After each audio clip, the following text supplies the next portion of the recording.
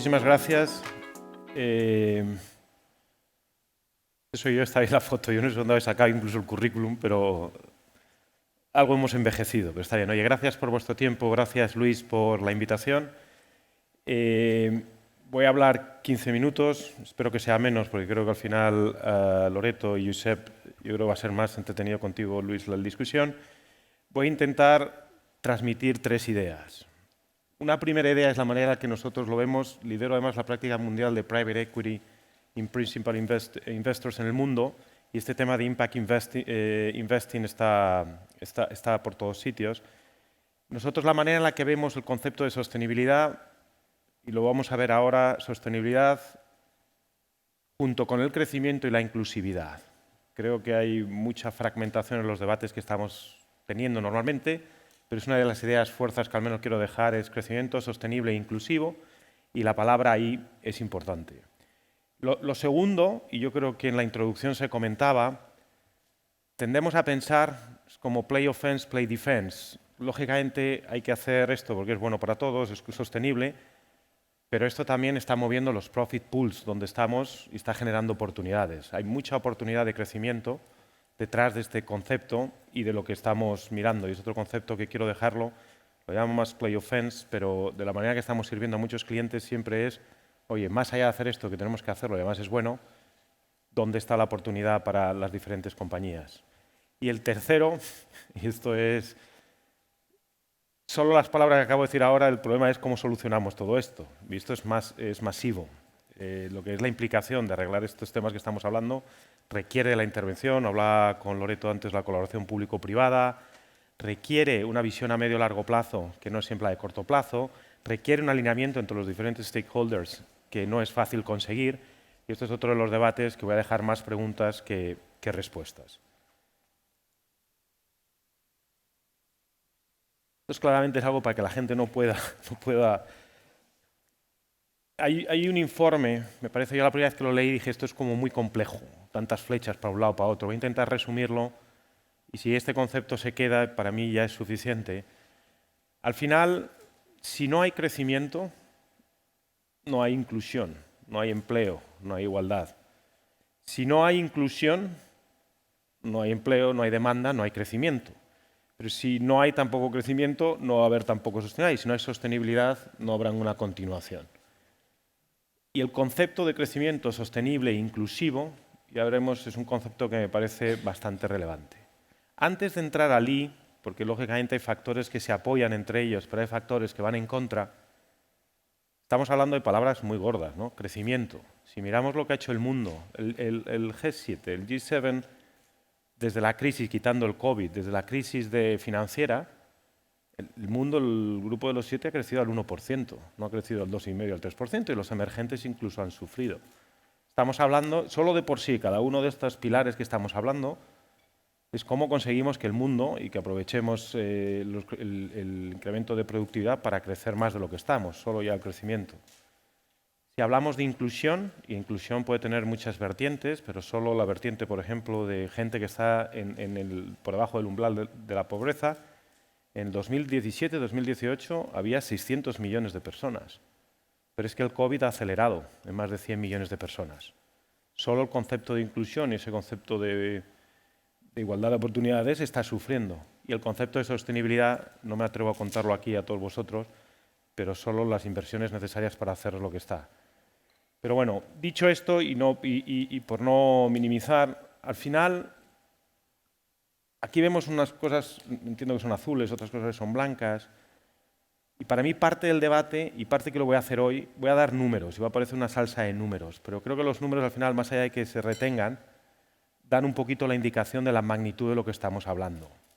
En este debate con clientes, gobiernos, fondos, a veces es como que no hay, ¿no? Hablamos libremente o abiertamente de algunas cosas sin realmente poner un número detrás a lo que significa. Puede ser cambio climático, puede ser cambio energético, y creo que es bueno no el no hacerlo, creo que es bueno el tener todos los números y tener la visión holística para saber que en algunos de los casos, como veremos, hay trade-offs. Lo que os comentaba antes, al final el crecimiento, lógicamente, es necesario para generar esa riqueza y que esa riqueza se transmita, por ejemplo, en la financiación de los costes de todo el cambio climático y todo lo que necesita, que diré alguno de los números. Lógicamente, el crecimiento genera empleo. El empleo es necesario para esa inclusión, para generar las oportunidades de trabajo, para generar los sistemas sanitarios necesarios para que también la gente los tenga, y es necesario. La inclusión, si de verdad tenemos más gente trabajando y gente que vive mejor y hay menos desigualdad, pues lógicamente permite que incremente la demanda y con ello que incremente el crecimiento. Y la sostenibilidad, pues lógicamente estamos viendo que ya está dando acceso a energía a sitios donde era muy remoto que la infraestructura tradicional llegara. Está diciendo que también, lógicamente, si somos más sostenibles, la gente viva mejor, tenga mejor nivel saludable, permita más la inclusión, está generando nuevos empleos, nuevos sectores se están creando y son necesarios. Luego, claramente, hay factores, seguro me dejo alguno, que se potencian entre ellos. Pero también, y esto es la complejidad, hay factores que contrarrestan. Y, lógicamente, el crecimiento, y vemos lo que está pasando, con el COVID se ha acelerado, no creo que se haya creado. Solo el crecimiento está generando una demanda de empleo que quien más está sufriendo son los salarios bajos. Todo lo que son actividades cognitivas básicas, mucho más mecánicas, son empleos que van a ser más automatizados. Mientras que aquellos empleos con mucho más, con capacidades más tecnológicas, STEM, pues van a ser potenciados. Y esto es un tema que si no lo hacemos, y hablamos del reskilling y muchas de las cosas, pues al final podemos llegar a un mundo en el que sea, como estábamos diciendo, cuando veamos los números de crecimiento salariales en Estados Unidos, de lo que es salarios altos o salarios bajos, cada vez la brecha es mayor y eso habrá que hacerlo y sobre todo es un tema de reskilling. El tema de sostenibilidad, lógicamente, y con el coste que conlleva, si son los ciudadanos, las empresas quienes soportan todo ese cambio, pues puede llegar incluso a limitar el crecimiento. Y por eso hay que tener también, aquí hay debates de cuál es la rapidez necesaria o posible en hacer toda esa transición. Y lógicamente el crecimiento desordenado pues te puede comer también lo que es el crecimiento de sostenibilidad o no. Concepto crecimiento sostenible e inclusivo, se refuerzan muchas cosas, otras cosas no se refuerzan, sería bueno ponerle números. ¿Vale? ¿Cuáles son las 6 características de un informe que acabamos de publicar? Que yo creo que todos habéis visto y de nuevo yo creo que es más food for thought para el debate después. Y cada palabra después son estas 6. Lo primero es, para que pase, es universal.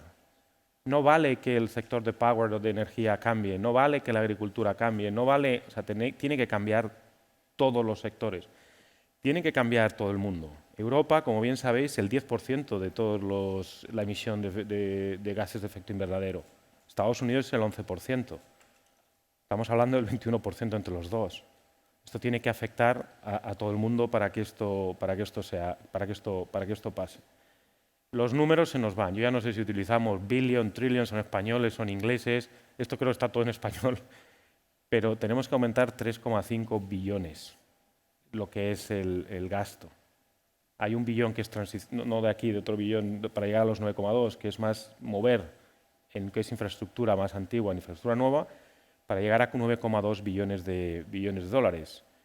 275 billones de dólares lo que cuesta llegar al net zero y luego podemos hablar de ello. Luego no es lineal, hablamos del 2050, pero si queremos llegar a los compromisos y a lo definido, tenemos que empezar ya. Y incluso el 7,6%, que es la inversión de todo el GDP mundial, del PIB mundial, para llegar al net zero, 7,6 o 7,5%, necesitaríamos invertir el 8,8% en los próximos 10 años o 5 años para poder llegar en el objetivo que nos hemos marcado. Es muy desigual. Lo podemos mirar por diferentes temas. Cuando miramos sectores, el cemento, el petróleo, la automoción, que son 20% del PIB y están muy expuestos, pero también lo miremos en países. Miras países como Estados Unidos y el impacto que tiene esa transición energética, o países como India, y normalmente en aquellos países donde tienen mucho más componente industrial y donde tienen muchas menos fuentes energéticas renovables, pues van a sufrir mucho más. Está expuesto a riesgos, no voy a hacer, aquí decimos lo estamos viendo ya, la volatilidad de los precios energéticos, la elevación de los costes de los costes energéticos, que nos va a llevar costes, y luego cuánta infraestructura, aquí lo valoramos en 2,1 billions, infraestructura que todavía vive, que vamos a tener que dejar, lo que son stranded assets, vamos a tener que dejar sin utilizar o infrautilizada para llegar allí. Pero pero, por ahora parece que llevamos, también da muchas oportunidades. Y esto es la parte que es el segundo mensaje que quería dejar después del primero, de que esto conlleva también oportunidades que podemos valorar aquí. Nuevos negocios sostenibles. Ayer me comentaba, no hace una semana estaba leyendo en algún sitio, son 7 veces más los ingresos sobre los costes, 7 billones de oportunidades se espera para los próximos 10 años de nuevos profit pool, de nuevos revenues que va a haber para conseguir hacer esto, y lo estamos viendo en muchas de las compañías que va a haberlo. También, lógicamente, esto que al principio era algo como idealista en las empresas, lógicamente está metida en la agenda. Yo creo que es un concepto de los 6 topics que yo antes defino que está a la mente de los CEOs, por lo menos en mis debates con ellos. Este es uno, y no es uno solo por este concepto más idealista del cambio, es uno porque tiene unas implicaciones en el crecimiento y las cuentas de resultados muy gordas. Valoramos que el 30-50% de los beneficios empresariales están sujetos a la regulación, tanto por posibles penalizaciones como posibles costes de llegar a ellos, lógicamente diferente por industrias. Los inversores y nuevo, cuando ves los 12 billones, igual suena mucho 12 billones, cuando ves todo lo que tiene el mercado de private equity, es verdad que cada vez más, ya no hablo solo del impact investing, hablo de la propia inversión, es una de las cosas que se miran, y esto podemos también hacer mucha demagogia, porque alguien te puede decir, oye, déjame mirar en el passive investment cuántos billions están metidos y cuánto de esto está realmente tomado en cuenta en muchas de las inversiones, pero cada vez más. Y cada vez más lo estamos viendo en las compañías. De nuevo, mucho por lo que estamos diciendo, porque esto tiene impacto en las cuentas de resultados. La expectativa de los clientes, generación Z, lógicamente cada vez están más preocupadas, a pesar de que todavía existe un cierto desconcierto de qué significa, por el impacto climático y el impacto de sostenibilidad de lo que están consumiendo. Talento, yo creo esto, generación Y mismo, ¿no? Hay alguna encuesta, el 80% quiere estar en compañías en las que son friendly con el medio ambiente. Y luego, pues esto es un caso real, Disguise, un cliente mío, mundial, retail, el 50% del crecimiento, más del crecimiento, lo tiene en nuevas marcas, todavía son pequeñas, que son claramente sostenibles, ¿no? Ahí podemos discutir, incluso en fast fashion o no, cuánto de esto grande es o cuánto no. Esta me la salto, porque además está bien que estoy con el reloj, no sé con quién hablaba antes de que me iba a liar más. Me voy a saltar, ¿dónde están las oportunidades? Lo sabéis.